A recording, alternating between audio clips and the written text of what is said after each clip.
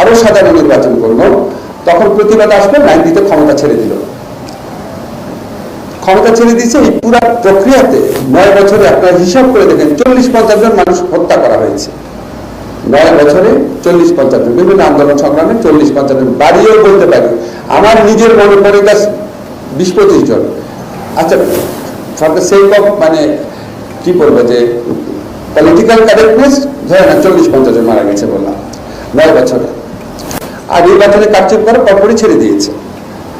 বেগম খালেদা জিয়ার আমলে 1996-এ মাগুরা ইলেকশনের পর একটা ভুয়া ইলেকশন হয়েছিল, আপনারা জানেন। এরপরে আন্দোলন হওয়া মাত্র কয়েক মাসের মাথায় উনি একটা কেয়ারটেকার গভর্নমেন্ট বিল পাস করে ক্ষমতা ছেড়ে দিয়েছেন। 10-12 জন মারা যায়নি পুরো আন্দোলনে। অর্থাৎ ওনারা রাস্তায় ভাষণও করতে পারতেন, রেসপেক্ট ছিল মানুষের প্রতি। হয়তো ছোট অন্যায় করার চেষ্টা করেছেন, এরশাদ হোক, শেখ হাসিনা, খালেদা জিয়া হোক, কিন্তু যেই মানুষের পালস দেখেছেন সাথে সাথে ক্ষমতা ছেড়ে দিয়েছেন। সাথে সাথে কেউ সময় লেগেছে 2 বছর, বেগম জিয়ার সময় লেগেছে 2 মাস।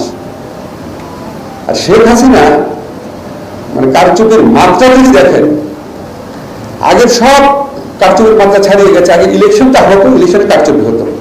উনি 2014 সনে ইলেকশন হওয়ার আগেই সংসদ নির্বাচিত হয়ে গেছে। ইলেকশন হওয়ার আগেই 153টা আসনে ইলেকশন হওয়ার আগে ইলেকশন হয়ে গেছে। মানে ইভেন উইদাউট ইলেকশন